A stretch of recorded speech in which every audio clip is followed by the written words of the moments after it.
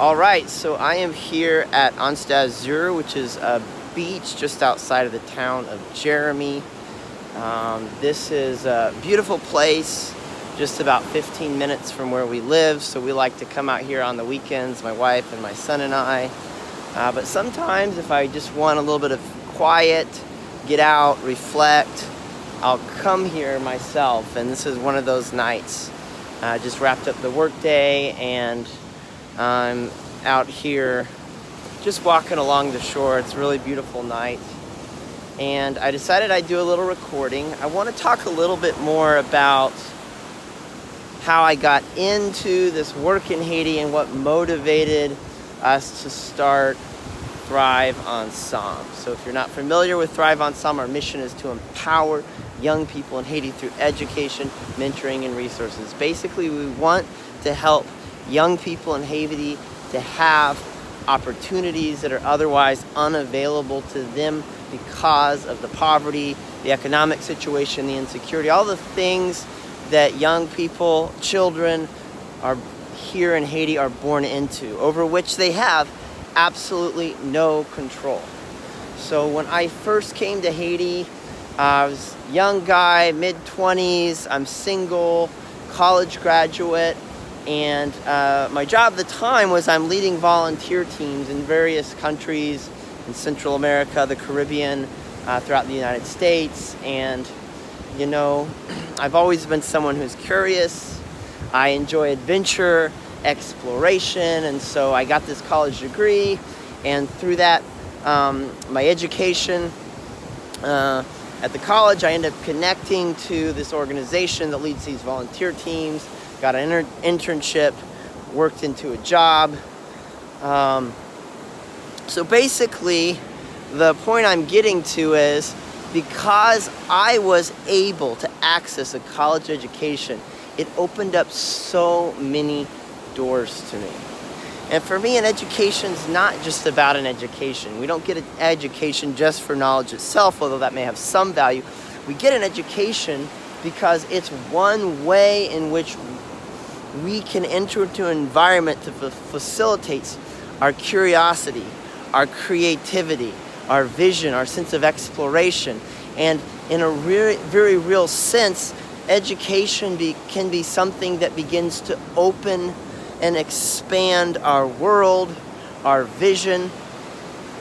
And then, you know, if you're able to get an education, and then you're also able to have some resources to travel, to be able to travel and explore the world, experience the beauty of so many different places and cultures, another great way to expand your vision. And I had all of those opportunities in my life because I was born into a situation where, while my family may have not been rich, my family was stable economically.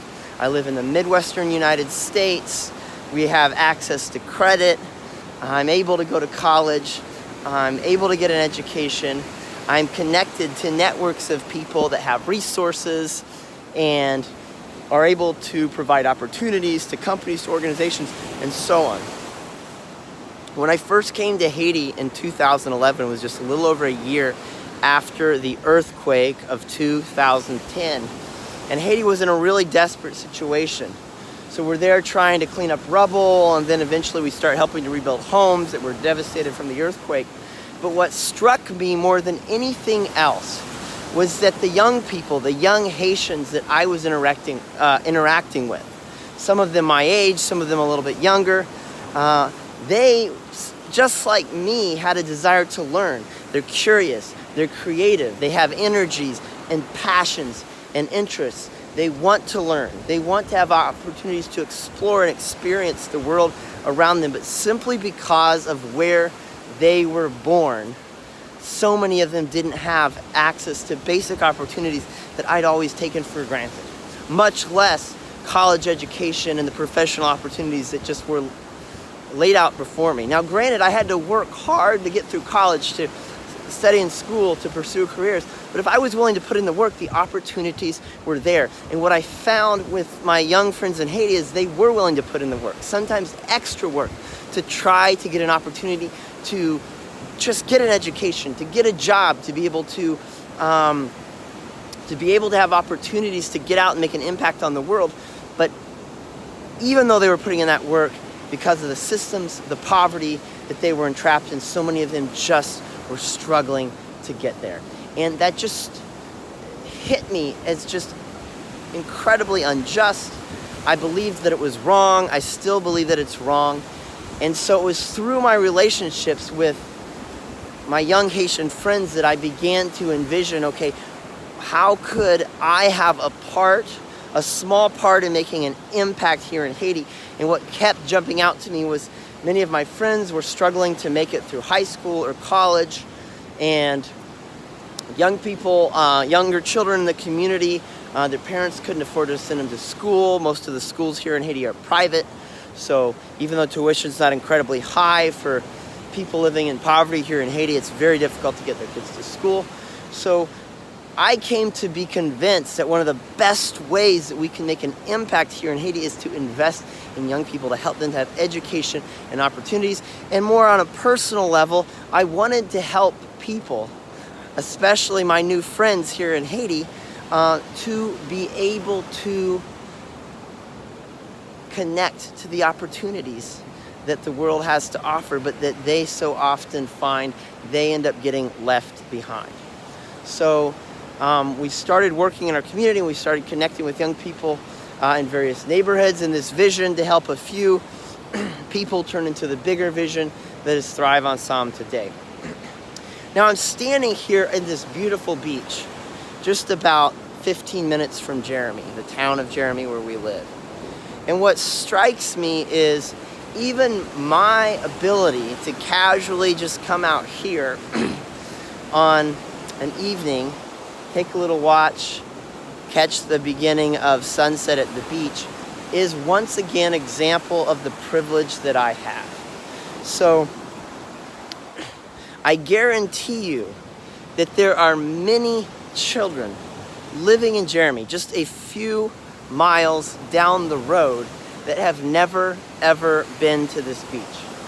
Beautiful beach, just outside of town. And I'm running up because the water's about ready to get me, and I'm still in my shoes. I know, who walks in the beach like this in their shoes? Weirdo. But the sand's packed and it's firm, and I just didn't feel like dealing with taking off my shoes. So I'm walking this firm sand with my shoes. But of course, I'm always playing cat and mouse with the tide here. But when I get out into nature, when I look out upon an open sea, the clouds in the sky, it reminds me of how big our world is. And I think it's something that as humans we're innately born with, is this sense of creativity and curiosity, discovery, exploration. I see that in small children. As you know, a father of a 3-year-old, my 3-year-old son, he's curious about everything. He wants to touch, taste, feel, experience all these new things, and that's the way he interacts with his world. That's the way that he learns. And that is essential. I think anyone who's a parent, or not even just if you're a parent, if you have small children in your life, you understand that that curiosity and playfulness, that sense of exploration, is absolutely critical to the healthy development of a child. And just as I see this in my own son, I see this in all the children here in Haiti. And Haiti is a vibrant place. Kids, just like anywhere else in the world, creative, energetic, playful. And it's a culture that's very playful. This is during the period of Carnival, which is a big festival here in Haiti. People are partying, dancing in the streets.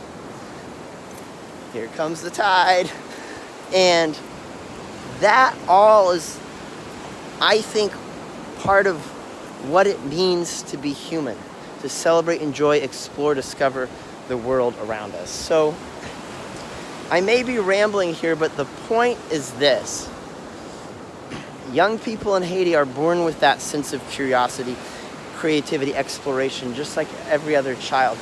But because of the systems here in Haiti, systemic poverty, no jobs or very few jobs, lack of access to education, many children don't get the opportunities to continue to pursue their curiosity, their dreams, their vision as they get older. So many children here in Haiti hit a point where they drop out of school because their parents can't afford to still send them to school. In some cases, there's children that never even start school. And so from the very beginning, they're getting left behind. And in Haiti, there's two big categories of children. They say Timoun la rue, which means street children, and Timoun l'école, which means school children. So in a sense, even society, through its labels, divides children up into these two big categories.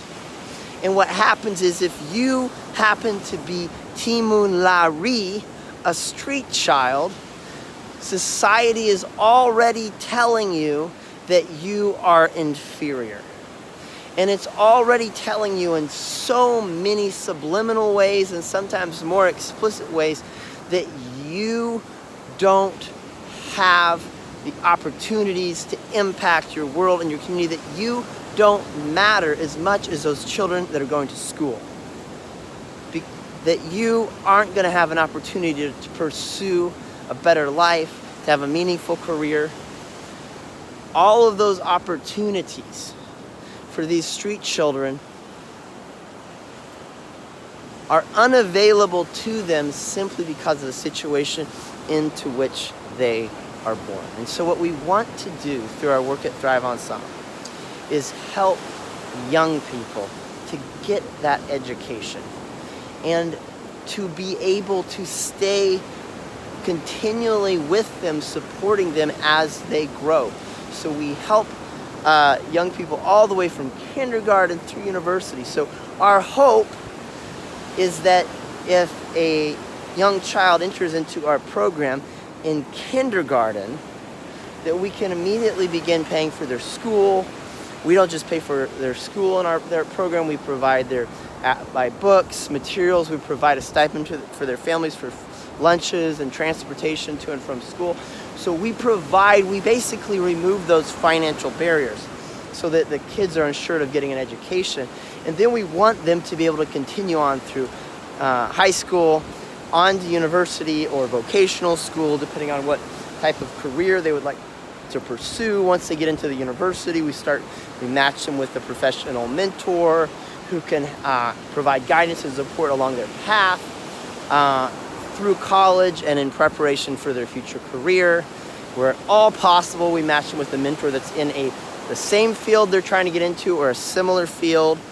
And so we're creating a structure to help them succeed, starting with getting them in school, providing support of the mentor, and then the resources outside of that is we realize that even if you're a child in Haiti who's going to school, you may not have access to computers, internet, things that children in other more developed countries automatically have access to through their school. So the vast majority of young people, of families here in Haiti, do not have consistent electricity in their homes. They don't have high-speed internet in their homes.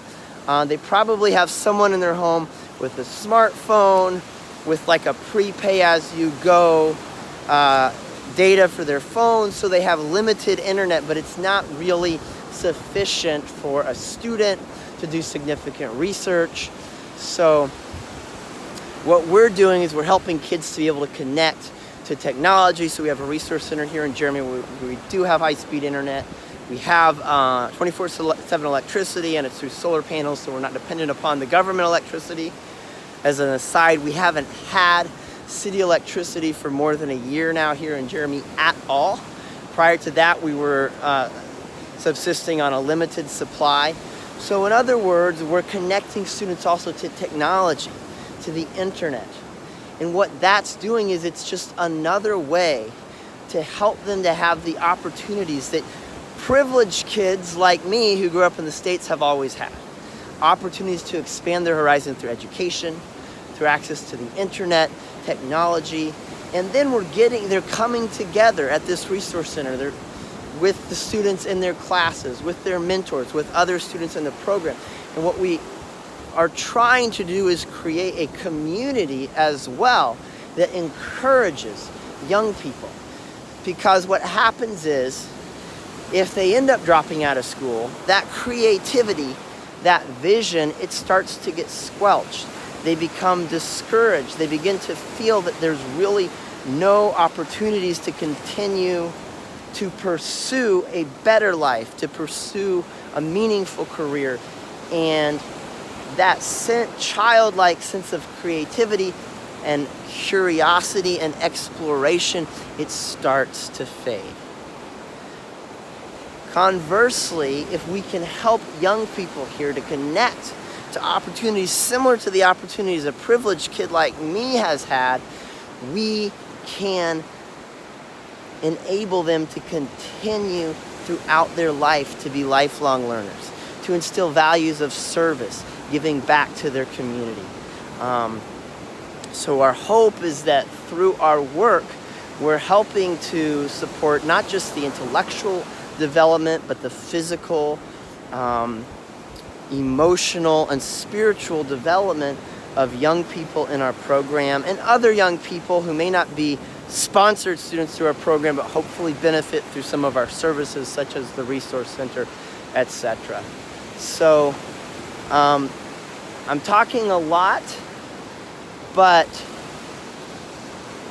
I hope this helps those who might get through this long video to understand a little bit of my heart for Thrive Ansanm, why we started it, the vision for Thrive Ansanm. And I'm speaking for myself, but I know I speak for the others who are involved in leading Thrive Ansanm as well. My wife Beth, our Jeremy coordinator here Maya, and so many others, the volunteers, other staff who are a part of this work, the students, etc. I think what unifies us at Thrive Ansanm is this desire to invest in and empower young people in Haiti to have the opportunity to continue to be curious, to explore, to get out and build a better life. Because when you tap into that creativity, curiosity, sense of exploration, that's when things can start to change. Entrepreneurship is likely to occur. Innovation is likely to occur.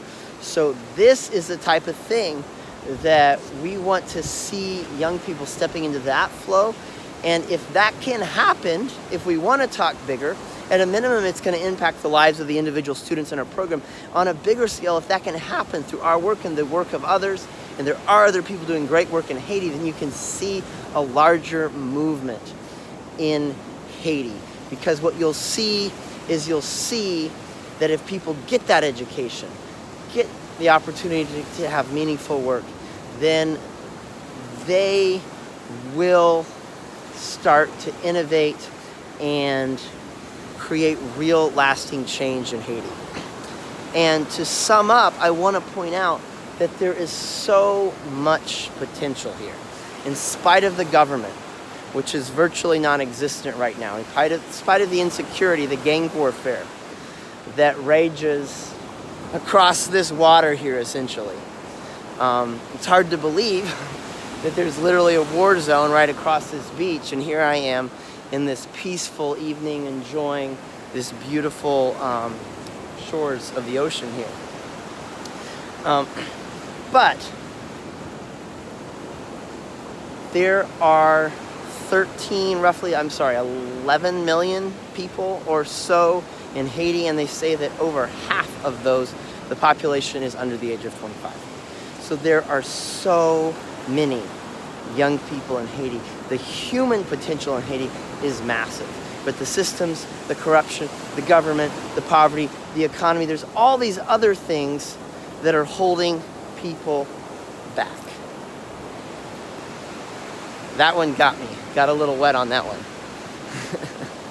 Trying to escape the tide here. So, in a nutshell, that's a really